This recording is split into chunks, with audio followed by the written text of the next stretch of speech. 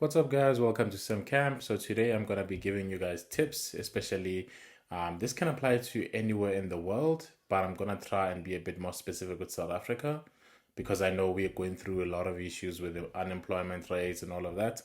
So I'm gonna get right into it. The first tip I would give you, looking for especially an entry role, or a junior developer role, junior UI UX engineer role, junior backend developer role, junior software engineer, junior integration developer, all of these things, is please make sure that you have all the necessary basic skills. Sometimes you can actually get hired without the basic skills, but they would be using something else to reference that they can take the risk with you. For example, if you have a degree, they might be willing to take the risk to teach you because they have the idea that since you went on and did this computer science degree or IT degree, wherever you did it, you are most likely going to be teachable and they can actually take that risk. But say, for example, you are self taught and you don't understand HTML, CSS, and JavaScript at a junior level, like they're asking you to center a div, you can't do that. I know even people would say, but even senior developers can't do that. The thing is, you are applying for an entry level role, so you should know the basic things. Of course, you're not expected to know everything, but you're expected to know a lot of what is beginner level, right? So that is the most important thing. Polish up on your basic skills. For example, from a web developer perspective, I would say you HTML, CSS, and JavaScript. You will never know them perfectly because it's tech. It's always evolving, growing, and changing. But you should know all the basic things. If someone says, "Can you build me a simple landing page?" you should be able to do that without the use of frameworks. And obviously, frameworks make it easier for you and all of that, but you should be able to do it without the use of frameworks. If someone says, quickly create a calculator app for me, you should be able to do that, or a to do app, you should be able to do that. If they ask you write a JavaScript function to reverse a string, you get what I mean? Such simple things you should be able to do. Because if you suck, if you can't do these basic things, even if you get the interview, it becomes hard, and each and every interview becomes very stressful for you because you don't know the basic things and you start to think, oh, I'm not cut out for this. This is extremely hard. They just don't like me. And sometimes, honestly, just your skills. Like, please polish up on that. The second tip I would give you is, before applying and all of that, is you need to make sure you stay busy, right? So don't apply for jobs and all of that while sitting at your mom's couch or at your couch or something like that, or doing something irrelevant to the job roles that you actually want to do. Say, for example, you want to be a UI UX engineer and you're busy applying. Whilst you're busy applying, you should still be building user interfaces, designing stuff in Figma, posting that on LinkedIn and all of that, updating your portfolio or whatever, your projects section on your CV, right? You need to keep busy. You can't stay on the couch doing nothing and basically deteriorating in terms of skill, and but you're still pumping out CVs, right? So this also goes back to, like, you need to love what you do, because if you love what you do, you'll keep at it even if maybe a job is not showing up anytime soon. And when a job opportunity shows up or an interview shows up, you'll have so much you can say. If they were like, what were you doing for the last 3 months after you graduated? Watching Rick and Morty? I don't think that's inspiring for them to hire you, if you get what I mean. But if you say, no, I built this website, I built this, I built that, I did research on this and this and that. And if you actually did those things, it'll always show, and it becomes like fascinating and like, wow, this person is actually serious about what they like and what they do. We would like this person to be a part of us. Because in the tech industry, I feel like passion is lacking sometimes, most times, because people come in for the money and they don't really like what they do. So companies, when they find someone who really likes what they do, they really want to snatch you most of the time. So please stay busy. And the other one, I've touched on it a little bit, is to regularly update your portfolio website or your project section on your CV, and post about your projects, on social media. If you can make a short video on YouTube, if you can post it on Twitter, if you want to. I would say most likely the most important one is LinkedIn. The reason for that is, even if you're busy and you're so cool and you're good at what you do, if you do it secretly, no one knows.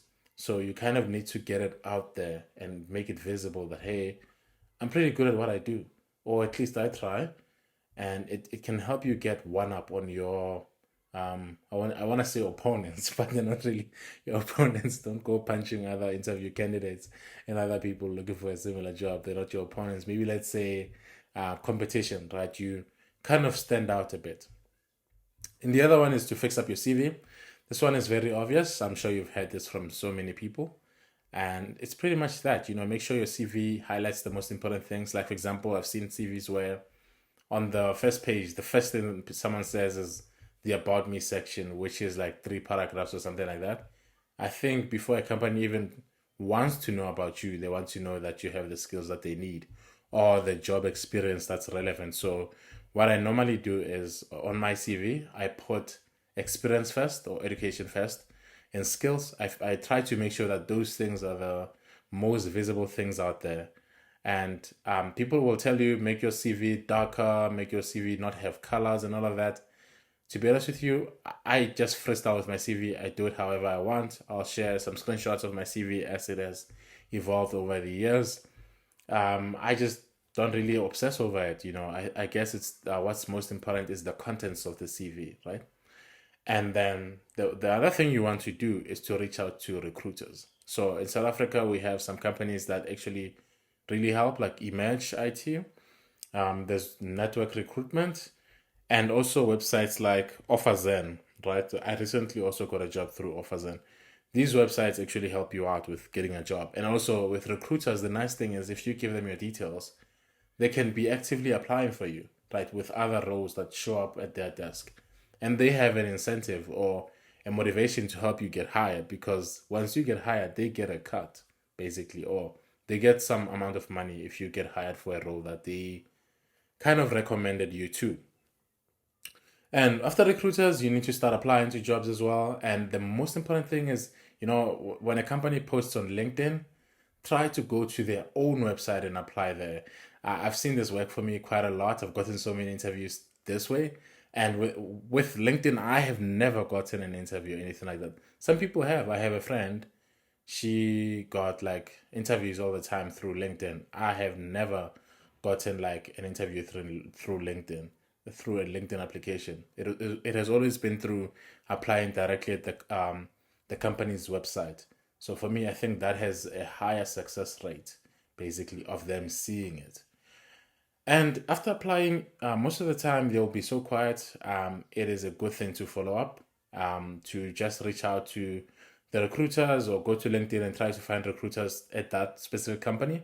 Message them and say, hey, I've applied.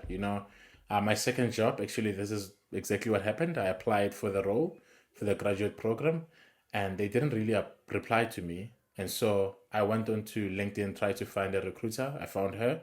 Then I told her, hey, I've applied like for it's been 3 weeks now. I haven't gotten a reply.